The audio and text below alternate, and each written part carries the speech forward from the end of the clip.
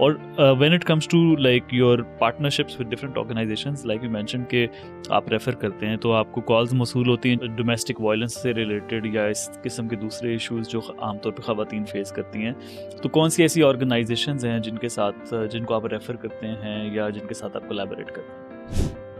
जैसे domestic violence की हमें कॉल्स आती हैं, सो उसमें एक तो जो साइकोलॉजिकल सपोर्ट प्रोवाइड करनी है वो तो हमारी हेल्पलाइन खुद भी प्रोवाइड कर रही होती है। समटाइम्स ये नीड होती है कि उन्होंने कोई ना कोई एक्शन लेना है, either they want to leave the house, कोई शेल्टर रिक्वायर्ड है, लीगल असिस्टेंस जो है वो रिक्वायर्ड है। सो उसके लिए विद इन रोज़न भी हमारी एक क्राइसिस हैंडलिंग कमेटी है जो कि इस चीज़ को, इस तरह के केसेस को डील करती है, तो हम इंटरनली भी रेफर कर रहे होते हैं। एंड अदर देन दैट, जैसे आपको पता है कोविड से हम जब हेल्पलाइंस के साथ काम करना शुरू किया तो social welfare department, women development department Punjab में वुमेन प्रोटेक्शन अथॉरिटी के अंडर भी हेल्पलाइंस मौजूद हैं जो कि जीबीवी के हवाले से सर्विसेज प्रोवाइड कर रही हैं। सो depend upon the nature of case के उनकी रिक्वायरमेंट क्या है, हम केसेस जो है वो रेफर भी कर रहे होते हैं टू अदर हेल्पलाइंस। और जीबीवी की जो हेल्पलाइंस हैं वो किस तरह से आमतौर पे ऑपरेट कर रही होती हैं, किस तरह सपोर्ट प्रोवाइड करती हैं? हर प्रोविंस में डिफरेंट तरीके से जीबीवी की हेल्पलाइंस काम कर रही हैं, और मैं जीबीवी की जब हेल्पलाइंस की बात कर रही हूँ तो ये वो हेल्पलाइंस है जो कि गवर्नमेंट के इनिशिएटिव्स हैं, जैसे मैंने पहले कहा women development department, social welfare department या वुमेन प्रोटेक्शन अथॉरिटी के अंदर है। सो जर्नली अगर आप हेल्पलाइन पे कॉल करते हैं तो इनिशियल जो साइको सोशल सपोर्ट प्रोवाइड की जाती है वो है जो उसकी रिक्वायरमेंट है उसमें एक्सप्लेन किया जाता है। अब अगर कोई खातून है और वो अपने उनको शेल्टर रिक्वायर्ड है, सो इट्स नॉट ओनली कि आप शेल्टर का नंबर दे देंगे।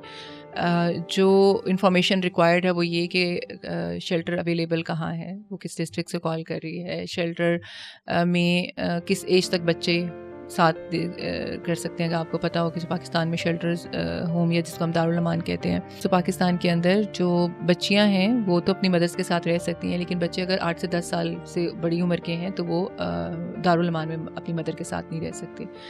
सो ये इन्फॉर्मेशन खातून को अगर पहले से प्रोवाइड की जाए। इसी तरह से दारुल अमान का एक ख़ास तरीक़ाकार है, उसके जो SOPs हैं, ये हेल्पलाइंस क्या दायरा कार है, कैसे अप्रोच किया जा सकता है, क्या फ़ैसिलिटीज़ अवेलेबल होंगी, क्या ऑप्शंस अवेलेबल होंगे, उनके इश्यूज़ के अंदर क्या ये वर्केबल है या नहीं।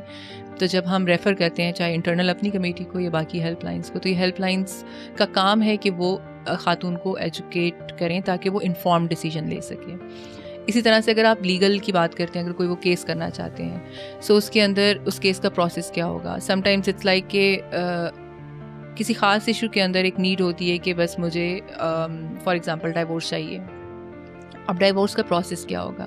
सो इट्स नॉट ओनली कि आपने लॉयर हायर कर लिया एंड इट्स फिनिश्ड, उसकी ड्यूरेशन क्या होगी, हाउ लॉन्ग इट इज़, फिर वो किस तरीके से होगा। सिमिलरली कि अगर आप हरासमेंट रिलेटेड कोई केस करना चाहते हैं, उसका प्रोसेस क्या होगा, कौन कौन से डिपार्टमेंट इसके अंदर इन्वॉल्व होंगे। साइबर हरासमेंट है तो कौन सा डिपार्टमेंट होगा, उस सिचुएशन के अंदर आपको कौन से एविडेंसेस चाहिए होंगे। तो ये सारी इन्फॉर्मेशन देना जीबीवी हेल्पलाइंस का काम है, ताकि जो सर्वाइवर है जो वो डिसीजन ले वो इन्फॉर्म डिसीजन हो। क्योंकि एक जो रियलिटी है वो ये, जितनी भी हेल्पलाइंस इन पे लोग कॉल करते हैं, इट्स नॉट अगर आपका शेल्टर यहाँ पर है तो एक उस शहर के दूसरे कोने पर आपका कोई आपका मुतलका पुलिस स्टेशन होगा जहाँ पर आपने जाना है। एंड लोगों को नहीं अवेयरनेस होती। जैसे मैं डोमेस्टिक वायलेंस के हवाले से अगर कोई इसको रिपोर्ट करना चाहता है, सो लोग पुलिस के पास अगर चले जाएंगे तो उनको पता है कि पुलिस ने FIR करनी है। पुलिस FIR जिस बेसिस पे FIR करता है वो है मेडिको लीगल। जब तक मेडिको लीगल नहीं होगा सेक्शन नहीं लगेगा। सो ये इन्फॉर्मेशन एक खातून को प्रोवाइड करना हेल्पलाइंस का काम है, इसीलिए ये हेल्पलाइंस इमर्ज हुई हैं।